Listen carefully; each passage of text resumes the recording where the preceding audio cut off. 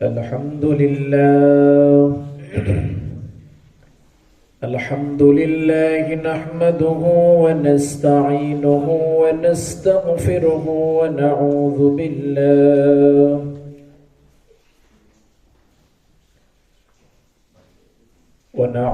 بالله من شرور أنفسنا ومن سيئات أعمالنا.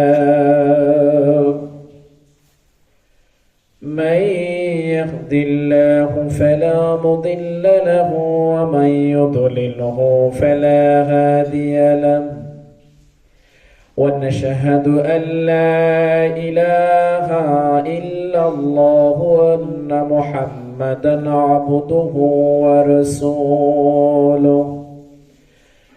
أرسله بالحق بشيرا ونذيرا وداعيا إلى الله بإذنه وسراجا منيرا.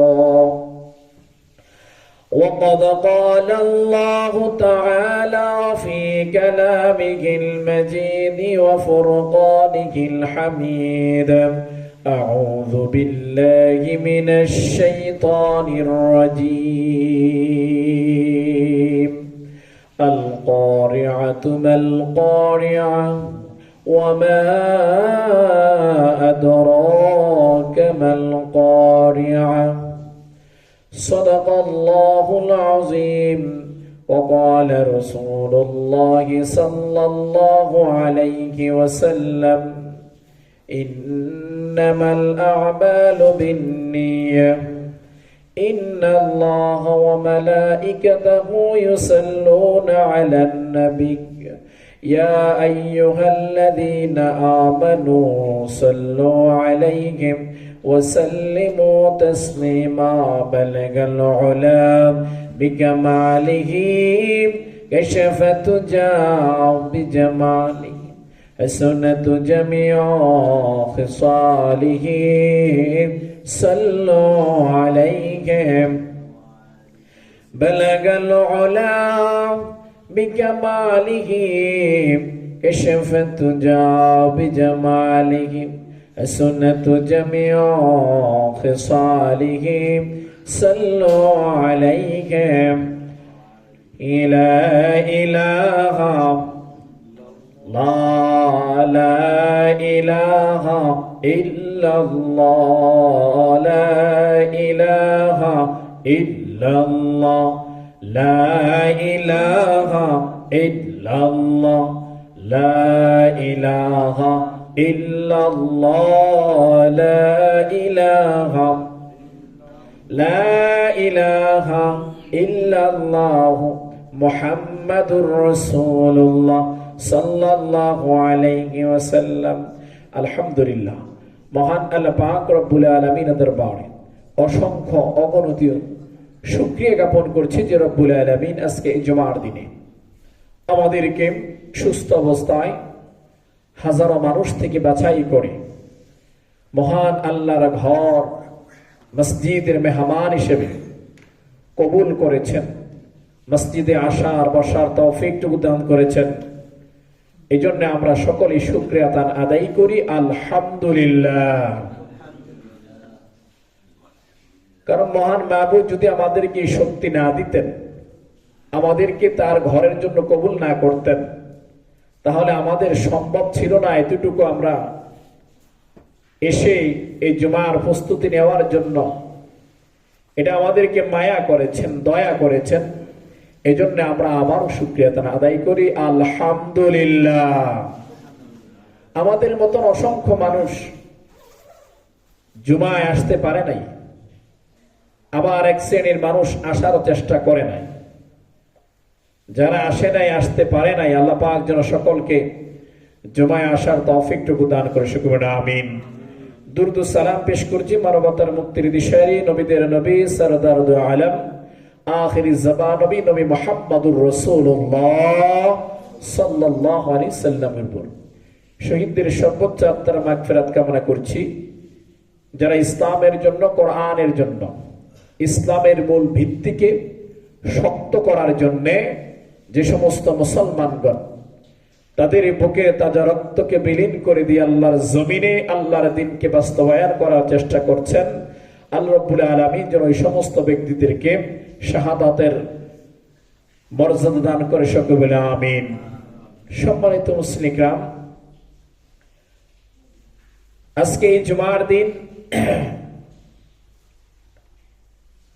জুমার দিনে যখন জুমার ওয়াক্ত শুরু হয়ে যায়, তখন প্রত্যেক যেখানে জুমা চালু থাকে বা জুমা পড়ানো হয়, সে একটা জায়গার মধ্যে ফেরেশতারা ওই জুমা শুরু হওয়ার সাথে সাথে ফেরেশতারা আগেই মসজিদে আগমন করে, জুড়ে বলেন না সুবহানাল্লাহ।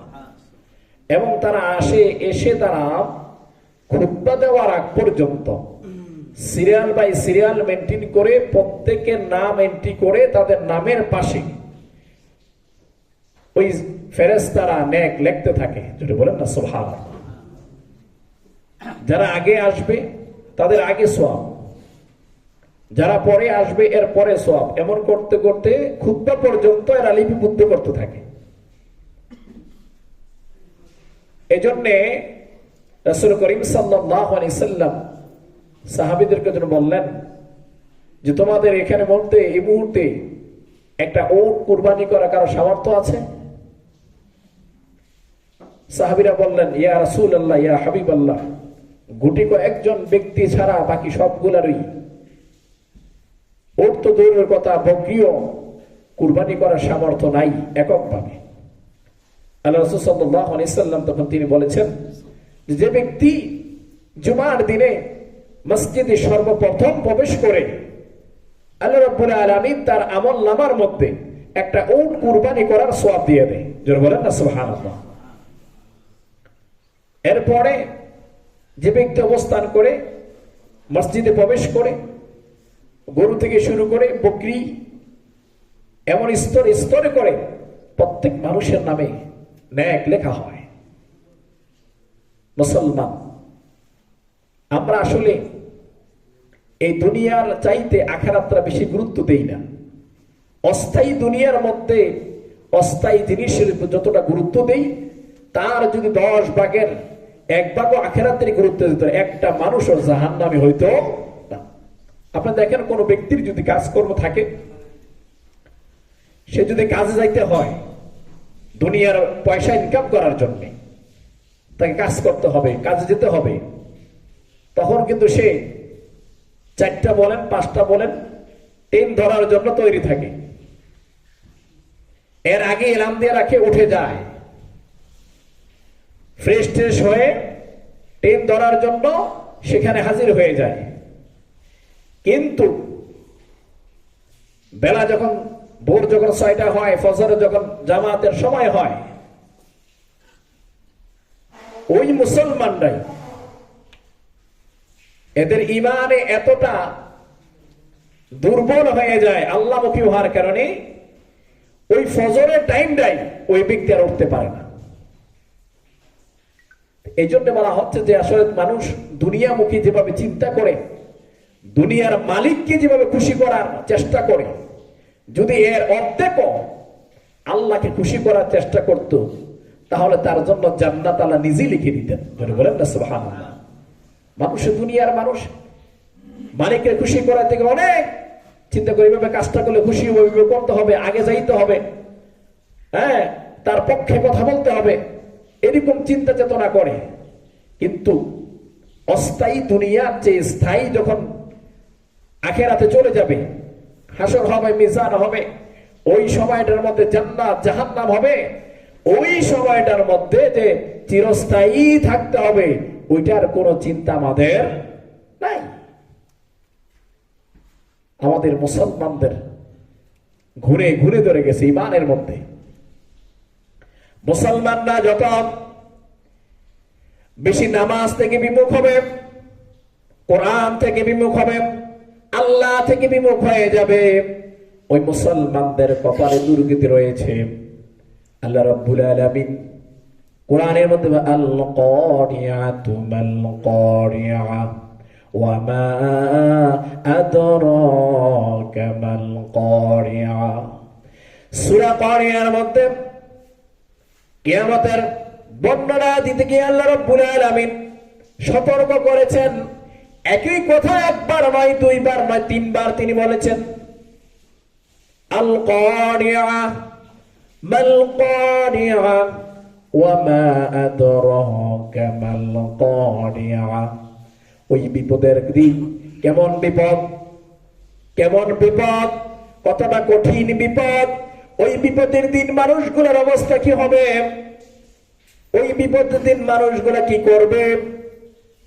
যারা আল্লাহ বিমুখ হয়ে যাবে, দৌড়াবে, মানুষগুলা বিভিন্ন ভাবে দৌড়াবে। পাহাড়গুলা তুলার মতো যখন হয়ে যাবে, পাহাড়গুলা আস্তে আস্তে করে তুলার মতো উঠতে থাকবে। তুলা যেমনি আকাশের মধ্যে উড়ে, ওই পাহাড়গুলাও ব্যঙ্গে চুরমার হয়ে এমনি আকাশে উঠতে থাকবে। জোরে বলেন না সুবহানাল্লাহ। এই পৃথিবী সব কিছু শেষ হয়ে যাবে, ধ্বংসাত্মক হয়ে যাবে। পাহাড়গুলো তুলার মতো উঠতে থাকবে, উঠে তুলার মতো উঠতে থাকবে। আর মানুষগুলা যারা, যাদের নেক বাড়ি থাকবে, যাদের আমলনামা সঠিক থাকবে, আল্লাহ বলেছেন এদের কোনো চিন্তা নাই। এরা এদের যে স্থায়ী ঠিকানা জান্নাত, সেখানে পৌঁছে যাবে। জোরে বলেন না সুবহানাল্লাহ। এদের স্থায়ী ঠিকানা জান্নাত, সেখানে তারা চলে যাবে। আর মানুষগুলা যারা দুনিয়ার মধ্যে সাক্ষী দিয়েছে আমি মুসলমান, কিন্তু নামাজ নাই, রোজা নাই, হজ নাই, যাকাত নাই, আল্লাহর রাস্তায় দান করার জন্য বলা হয়, পকেটে হাত একদম চিমে যায়। ওই মানুষগুলা সেদিন ইমানদার বলবে, আর বলবে আমরা যদি এখনো পর্যন্ত সময় থাকে লা ইলাহা পড়ি। মানুষগুলা দৌড়াবে, যেখানে মসজিদ আছে দৌড়াও, সেখানে কোরআন আছে, ঘরের মধ্যে কোরআন না থাকলে দৌড়াও, কোরআন খুঁজে ধরো। আর কোন ইমানদার আছে কিনা দাও, আমাকে পড়াই দেওয়ার জন্য লা ইলাহা। চতুর্দিকে মানুষগুলো ছুটাছুটি করবে, দেখবে একজন লা ইলাহা বলার মতো নাই। মানুষগুলা মসজিদের মধ্যে হুমড়ি খেয়ে পড়বে, মসজিদগুলা এসে যাবে, মসজিদগুলা ধুলায় পুষে যাবে। কোরআন শরীফ গুলা খুলবে, কোরআন শরীফ খুলে দেখবে ওই কোরআনের মধ্যে কালো যেই দাগ গুলা রয়েছিল, অক্ষর গুলা ছিল, একটাও নাই, সবগুলা সাদা হয়ে গেছে। জোরে বলেন না সুবহানাল্লাহ। সবগুলা সাদা হয়ে গেছে, ইমানের তেজ নাই। আমরা এমন ইমানদার, আমরা এমন মুসলমান, যেই মুসলমান স্বার্থের আঘাতের কারণে, রাজনৈতিক ব্যক্তির পরিচয়ের কারণে হিন্দু পরিচয় দিতেও বিধান এক বিন্দু পরিমাণ দ্বিধাও করে না। আমরা এমন মুসলমান। জোরে বলেন নাউজুবিল্লাহ। আল্লাহ রাসূল সাল্লাল্লাহু আলাইহি সাল্লাম বলেছেন, আল মুসলিমু আখুল মুসলিম। এক মুসলমান তোমরা দেখো আরেক মুসলমানের ভাই। ইয়া রাসূলুল্লাহ, ইয়া হাবিবাল্লাহ, আমার তো ভাই আছে, কিন্তু ইমানদার না, ইমানদার না। আমি মুসলমান হয়েছি, আমার মা এখন ইমানদার হতে পারে নাই, আমার মায়ের সাথে সম্পর্কটা আমার কেমন থাকবে? আল্লাহ সাল্লাল্লাহু আলাইহি সাল্লাম বলেছেন, তোমার মায়ের গর্ভধারিণী মায়ের সম্পর্কটা ওইটুকু থাকবে, তবে মুসলমান হওয়ার আগ পর্যন্ত পরিপূর্ণ সম্পর্ক থাকতে পারবে না। যখন বলা হয় আমার ভাই তো মুসলমান না, তাহলে আমি কাকে গ্রহণ করব? আল্লাহ রাসূল সাল্লাল্লাহু আলাইহি সাল্লাম বলেন, ওই মুসলমান যদি কোনো ভাই হয়, ওই মুসলমান ইমানদার ভাইকে তুমি গ্রহণ করো। যারা ইমান আনে নাই তাদেরকে তোমরা বিকৃত করে দাও, দূর ঠেলে দাও। কারণ আল্লাহর জমিনে আল্লাহর দ্বীনকে, কোরআনকে রাষ্ট্রীয় ভাষা, কোরআনকে স্বাধীনতা দিয়ে, কোরআনের সংবিধান দিয়ে ইসলামকে যারা মানতে পারবে না, তারা কখনো মুসলমান হতে পারে? মুসলমান হতে পারে না। আমি গরিব সন্তান, মুসলমানের সন্তান জন্ম হয়েছি,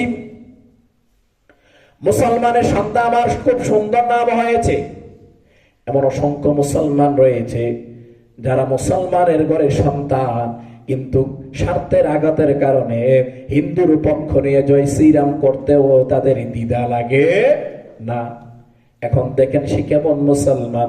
গাজওয়াল হিন্দের কথা যখন বলা হয়, গাজওয়াল হিন্দের ব্যাপারে আল্লাহ রাসূল সাল্লাল্লাহু আলাইহি সাল্লাম স্পষ্ট করে সাহাবীদেরকে জানিয়ে দিয়েছেন, এমন একটা সময় আসবে বিধর্মীদের সাথে হিন্দুদের সাথে মুসলমানদের একটা যুদ্ধ হবে। রাসূল করিম সাল্লাল্লাহু আলাইহি সাল্লাম সেই ভবিষ্যৎবাণী তিনি দিয়ে গেছেন। ওই গাজওয়াল হিন্দের মধ্যে মুসলমানরা কালিমার পতাকা উড়ে বিজয় লাভ করবে। জোরে বলেন না সুবহানাল্লাহ। কালিমার পতাকা উড়াবে, বিজয় মিছিল নিবে। ওই প্রসঙ্গ করবেন, ওই যেখানে নামাজ পড়া যায় না সেখানে নামাজ হবে, যেখানে কোরআন পড়া যায় না সেখানে কোরআন হবে। আল্লাহর জমিন, আল্লাহর দিনকে কোরআন ইসলাম এটাই সঠিক, এটাই থাকবে। জোরে বলেন না সুবহানাল্লাহ। দুনিয়ার কোন মানুষের পণ্ডিত্য সেখানে থাকবে না। দুনিয়ার কোন মানুষের যে আকাঙ্ক্ষা রয়েছে এটা আর থাকবে না। কোন নির্ধারিত কোন দেশকে, কোন নির্ধারিত কোন বস্তুকে ইসলাম মনে করা যাবে না। আপনি যদি মনে করেন যে সৌদি আরব, মক্কা, মদিনা সেটাই ইসলাম, তারা যেটা করবে, কিন্তু বর্তমানে যে অবস্থা তৈরি হয়ে গেছে, নতুকে এনে কাবার আদলে প্যান্ডেল করে সেখানে নাচের ব্যবস্থা করেছে। জোরে বলেন নাউজুবিল্লাহ। তাহলে সেটাকে আমি আইডল, আমি ওইটাকে দেশকে আইডল মনে করতেই না। ওইটা কোরআন নাজিল হয়েছে, ওই কোরআনটা হচ্ছে আমার আইডল। ওইখানে যে রাসূল জন্মগ্রহণ করছে ওই রাসূল আমার আইডল। এর চেয়ে বেশি আর কিছু হতে পারে? কারণ সেখানে যে দেখা যাচ্ছে বিভিন্ন সময় ইসরায়েল বর্বরতার হামলা চালাচ্ছে নিরীহ ফিলিস্তিনিদের উপর। ইসরায়েল বর্বরতার হামলা একের পর এক, লেবানন থেকে শুরু করে সর্বাবস্থায় তাদের যতটুকু সাধ্যতা চেষ্টা করতেছে। আমেরিকা এক হয়ে গেছে, ভারত এক হয়ে গেছে, কিন্তু আফসোস সেই মুসলমানদের নামদারি মুনাফিকরা আজকে পর্যন্ত এক হতে পারে নাই। এরা এখনো পর্যন্ত দুনিয়ার মধ্যে আছে। রাসূল করিম সাল্লাল্লাহু আলাইহি সাল্লাম 40 বছর যখন হয়ে গেল, আর নবুয়তে যখন আসলো, কোরআন যখন নাজিল হয়ে গেল, ইকরা বিসমি রাব্বিকাল্লাযী খালাক, রাসূলের উপরে কোরআন নাজিল হয়ে গেল। জিবরাইল হেরা গুহায় মগ্ন থাকা অবস্থায় যখন ধরলেন আর বললেন, আপনি পড়ুন, আপনার রব আপনাকে পড়ানোর জন্য বলা হয়েছে, আপনি পড়ুন। এরপর যখন তিনি তারপর চাদর আবৃত দিয়েছেন, সূরা মুজাম্মিল আল্লাহ নাযিল করে দিয়েছেন আর বলেছেন, ইয়া আইয়ুহাল মুজাম্মিলু কুমিল লাইলা ইল্লা কলিলা, হে চাদর আবৃতওয়ালা, আপনি ঘুম থেকে জাগুন, ঘুমের সময় নাই, এখন ঘুমের সময় নাই, আপনি দাওয়াত দেন, বের হয়ে যান আল্লাহর কাছে। আপনাকে যে আল্লাহর পক্ষ থেকে দায়িত্ব দেওয়া হয়েছে সেই দায়িত্ব পালন করতে থাকেন। আপনি জমিনের মধ্যে সেটাই দেন, লা ইলাহা ইল্লাল্লাহ মুহাম্মাদুর রাসূলুল্লাহ সাল্লাল্লাহু আলাইহি ওয়াসাল্লাম। জমিনে শিরাই দেন, ইন্না সালাতি ওয়া নুসুকি ওয়া মাহইয়ায়া ওয়া মামাতি লিল্লাহি রাব্বিল আলামিন। আপনি জানাই দেন, ইন্না সালাতি, আমার নামাজ, আমার রোজা, আমার হজ, আমার যাকাত, আমার যা কিছু আছে সমস্ত কিছু একমাত্র আল্লাহর জন্য। জোরে বলেন না সুবহানাল্লাহ। একমাত্র কার জন্য? আল্লাহর জন্য। আমরা সেজদা দেই কাকে? কথা বলেন, সেজদা দিতে কাকে? রুকু দেই কাকে? নাম ধরে ডাকি কার? এই জমিনের মধ্যে এই আল্লাহর ইবাদত আমরা করি, কোন ব্যক্তির পূজা আমরা করি না। জোরে বলেন না সুবহানাল্লাহ। ইমানদারের মূল চেতনা থাকবে সেটা। রাসূল মায়া করেছেন, আস্তে আস্তে যখন তিনি জমিনের মধ্যে কালিমার দাওয়াত দিতে লাগলেন, আবু জাহেল, উতবা, সাইবা তখন অবশ্য হয়ে যখন দেখতেছে মানুষগুলা তার পক্ষে ফিরতেছে, তাকে বলা হচ্ছে এটা পাগল, এর কাছে যাও না, ও গুনগুন করে কি জানি করে। ওই মানুষগুলা চিন্তা করতেছে পাগলটা দেখে আসে কিরকম, যাই দেখতেছে এত সুন্দর পাগল, এত সুন্দর করে কি জানি তেলাওয়াত করে মনোমুগ্ধকর। ওই রাসূল আপনি সত্য মানে আমাদের পড়ায় দেন লা ইলাহা ইল্লাল্লাহ মুহাম্মাদুর রাসূল। বাধা দিয়ে একের পর এক রাখা যাচ্ছে না। তখন রাসূল সাল্লাল্লাহু আলাইহি ওয়াসাল্লাম কাফার করলেন, ও আব্দুল্লাহ ছেলে মুহাম্মদ, তোমার কি চাই? রাষ্ট্রপ্রধান হবা, সমাজে নেতৃত্ব দিবা, তোমার গাড়ি দরকার, বাড়ি দরকার, টাকা দরকার, নারী দরকার, কি দরকার সমস্ত কিছু আমরা এই মক্কার নেতারা তোমাকে দিয়ে দেব, কিন্তু তো একটা শর্ত। সেই শর্ত কি? তোমার যে কিতাব, তোমার যে আসমানি কিতাব, এই কিতাব এখান থেকে মুখ বন্ধ করে দিতে হবে। জোরে বলেন নাউজুবিল্লাহ। আল্লাহ রাব্বুল আলামিন রাসূল করিম সাল্লাল্লাহু আলাইহি সাল্লাম যখন কোথায় আটকে যাইতেন তিনি সাহায্য করতেন। রাসূল করিম সাল্লাল্লাহু আলাইহি সাল্লাম হাসলেন, ও চাচা, আপনি আমাকে সম্পদের বড়াই দেখাচ্ছেন, আপনি আমাকে নারীর বড়াই দেখাচ্ছেন, আপনি আমাকে গাড়ির বড়াই দেখাচ্ছেন, ক্ষমতার বড়াই দেখাচ্ছেন। ওই ক্ষমতায় গাড়ি, ওই নারী, সমস্ত কিছু নেতৃত্ব দেওয়ার সমস্ত কিছু ক্ষমতার একজন আছে, তিনি হচ্ছেন আল্লাহ। জোরে বলেন না সুবহানাল্লাহ। তিনি হচ্ছেন আল্লাহ। আপনি আমাকে কি দেখাবেন? আপনি আমাকে কি দিবেন? আমাকে যেখানে যে কারণে পাঠানো হয়েছে, আমাকে যে কারণে পাঠানো হয়েছে, এই পর্যন্ত আমি আমার এই কোরআন, আল্লাহর এই কোরআনের বাণী আমার শরীরের মধ্যে এক বিন্দু রক্ত থাকতে এই কোরআন থেকে এক সেকেন্ড পিছপা হব না। জোরে বলেন না সুবহানাল্লাহ। রেকর্ড রয়েছে, এই জমিনের মধ্যে যতক্ষণ পর্যন্ত রক্ত না ঝরে এই জমিনে আবাদ হয় না, এই জমিনে কালিমার আওয়াজ ওঠে না। জোরে বলেন না সুবহানাল্লাহ। রাসূল সাল্লাল্লাহু আলাইহি সাল্লাম মক্কা থাকা অবস্থায় নরম ছিলেন, নরম ছিলেন। মানুষ তাকে পাগল বলতো, গালি দিত, আঘাত করত। এরপর তিনি বলতেন, আঘাত যে করেছেন আপনার কি কষ্ট হয়েছে? কষ্ট হলে আমাকে ক্ষমা করে দিবেন। কিন্তু যখন মদিনাতে গেলেন, মক্কা বিজয় হয়ে গেল, ওই রাসূল করিম সাল্লাল্লাহু আলাইহি সাল্লাম ও ইহুদিদেরকে স্পষ্ট করে, কাফেরদেরকে, মুনাফিকদেরকে বলে দিয়েছেন, যারা যদি কাবা ঘরের ভিতরে যে লুকায় থাকে সেখান থেকে ধরে এনে জবাই করো, ইসলামের ক্ষতি তারাই বেশি করেছে। ধরে বলেন না সুবহানাল্লাহ। সেখানে মাফ নাই। রাসূল করিম সাল্লাল্লাহু আলাইহি ওয়াসাল্লাম দন্ত মোবারক শহীদ হয়ে গেছে, দাঁত ভেঙে রক্ত পড়তে জমিনে রক্ত পড়েছে। এই রক্তের বদলে ইসলাম এই বিশ্বে প্রতিষ্ঠিত হয়েছে।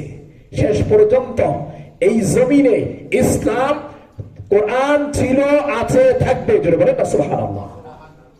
কাজী বিশ্বে দেখা গেছে আমাদের দেশে এখন হিন্দুরা বিভিন্নভাবে গাজওয়াল হিন্দের একটা জানান দিচ্ছে। আমরা মনে করতেছি তারা নাই। চট্টগ্রামে যে অবস্থান তৈরি করেছে তারা, তখন বোঝা গেছে আসলে সেখানে এমন একটা অবস্থান তৈরি করে ফেলেছে, তারা আসলে প্রস্তুত নির্ভয় একজন মানুষকে হাজারো মানুষ থেকে ধরে নিয়ে জবাই করে ফেলেছে। এক বিন্দু তার পিছপা হয়নি। এটা মুসলমানদের থাকে, মুসলমানদের দেশে থেকে 90% মুসলমান, সেই মুসলমানের এখানে একজন মুসলিম সরকারি প্রসিকিউটরকে এবার প্রকাশ্যে জবাই করে হত্যা, এর থেকে নিন্দনীয় কাজ, এর থেকে সন্ত্রাসী কাজ আর কোনো কিছু হতে পারে না। এখনো যদি মুসলমানরা ওই লা ইলাহা জপতে থাকে, ওই তাসবিহ নিয়ে পড়ে থাকে, ওই মুসলমানদের মসজিদ ছেড়ে দেয়, নামাজ ছেড়ে দেয়, তখন মুসলমানদের অবস্থা এর থেকে আরো ভয়াবহ হবে। মুসলমান এমন স্তরে যে আমাকে তো মানে নাই, আমি চুপ থাকি। আজকে ফিলিস্তিনে যে অবস্থা, ফিলিস্তিন, তারা এই বাংলাদেশটাকে ফিলিস্তিন বানায় দেওয়ার চেষ্টা করতেছে। আরব বিশ্ব যদি এক হয়, একটা হুঙ্কার দেয়, এরকম আমেরিকা থেকে শুরু করে ফিলিস্তিনের যারা আঘাত করতেছে, ইসরায়েল একটাও থাকবে না। মুসলমানদের ঐক্যই ওয়াতাসিমু বিহাবলিল্লাহি জামিআন ওয়া লা তাফাররাকু, তোমরা আল্লাহর রজ্জুকে শক্ত করে ধরো। সেই শক্ত থেকে বের হয়ে যাচ্ছে, সেই রজ্জু থেকে বের হয়ে যাচ্ছে। মুসলমান মনে করতেছে আমি তো মার খাচ্ছি না। মুসলমান এখনো পর্যন্ত তাসবিহ নিয়ে জপার মধ্যে পড়ে আছে। মুসলমান এখনো পর্যন্ত কালিমার সাধারণ দাওয়াত দিয়ে বেড়াচ্ছে। সেই গাজাল হিন্দ খুব কাছাকাছি। রাসূল বলেছেন ওই গাজাল হিন্দে যারা যুদ্ধে অংশগ্রহণ করবে এবং যারা শহীদ হবে, আমার সাথে যুদ্ধ করে যারা শহীদ হয়েছে তারা যে মর্যাদা, ওই গাজাল হিন্দে যারা শহীদ হবে তাদের একই মর্যাদা হবে। বলেন না সুবহানাল্লাহ। যারা বেঁচে থাকবে তাদেরকে গাজী হিসেবে উপাধি হবে। এই জন্য মুসলমান কোন বিধর্মীদের সাথে মুসলমানদের সম্পর্ক থাকতে পারে না। বিধর্মীরা কখনো মুসলমানদের বন্ধু হয় না। সাময়িক ভালো দেখায়, ভালো সম্পর্ক হয়, তার সাথে খাওয়া দাওয়া ওঠা বসা সমস্ত মুসলমানের জন্য এটা কাম্য নয়, এটা জায়েজ না। মুসলমানদের জন্য জায়েজ নয়। আপনি তাকে তার অবস্থান থেকে তাকে তৈরি করেন। আমরা আজকে মুসলমান হইয়া ইহুদি খ্রিস্টান নাসারা হিন্দুদের আদর্শিত হতে চাই, মুসলমান হইয়া তাদেরকে মুসলমানে তোলে আনতে চাই না। এটা আমাদের বড় ব্যর্থতা, বড় ব্যর্থতা। আমরা হিন্দুদের সাথে ভালো সম্পর্ক রাখতে চাই, কেন মুসলমান নাই। এই জন্য মুসলমানদের প্রথম। আবার অনেক মুসলমান আছে মুসলমান হওয়ার পরে হিন্দুদের পক্ষে নিয়ে কথা বলে। আল্লাহ রাব্বুল আলামিন তাদেরকে হেদায়েত দান করুন, শুনুন আমিন। আল্লাহ রাব্বুল আলামিন আমাদের সকলকে মৃত্যুর আগ পর্যন্ত ঈমানকে মজবুত করার তৌফিকটুকু দান করুন, শুনুন আমিন। আমরা যারা 5 ওয়াক্ত নামাজ আদায় করতে পারি সেই তৌফিকটুকু দান, শুনুন আমিন। মা হিয়া রিসালা আর রিসালাতু ফিহা মুস্তালিকাল ইসলামিয়া তাকনিনা কুর রিসালাতুল্লাহ আও ইলামাতুল্লাহ আও আমরতু তালিমাতুল্লাহ আও নিহা ইলান নাস منذ خلق الله بعث النبي صلى الله عليه وسلم إلى الأرض على مر العصية لهدي الناس إلى طريق الصحيح وكان هو لا أنبياء يقدم الناس إلى الله، وكان يبشر برسالة التوحيد إلى رسالة في مهمتي نشر رسالة القواعد مطلق الرسالة في بداية الخضاع النساء على الأرض. كان جميعا يعبدون إلها واحدا، وبعد ذلك مع مرض الوقت بعض الناس يقسو الله بعد أيضا في خلق الله مختلف بعض من الله، وبذاتك في خلق القضية في العالم، وهو ما يخالف توحيد حتى لا ينسوا الناس الله. لقد أرسل رسوله إلى عالم ممثل خادمين طاصعين الله على مر محصورا فلا يقبل عبدا غيره ولا يشرك بعد حدا. ولم يرسل الله النبي صلى الله عليه وسلم ليرسل النبي لما عرف الله أحدا في العالم كما أنه لم يكون أحدا، ولذلك فإنهم دون رسالة النبي في معرفة الله عبيدا عظيما. لقد عرفنا الله ونعرفة اليوم لأن أنبياء قائم يصوم بصولة رسالة الله الرسالة في عاملة مستغرة. بصولة الرسالة هي جزء من عالية مستمرة. أرسل الله رسالة إلى كامل الطبيلة على مرضى صار. بارك الله لنا ولكم في القرآن العظيم. أعوذ بالله من الشيطان الرجيم. سنة برني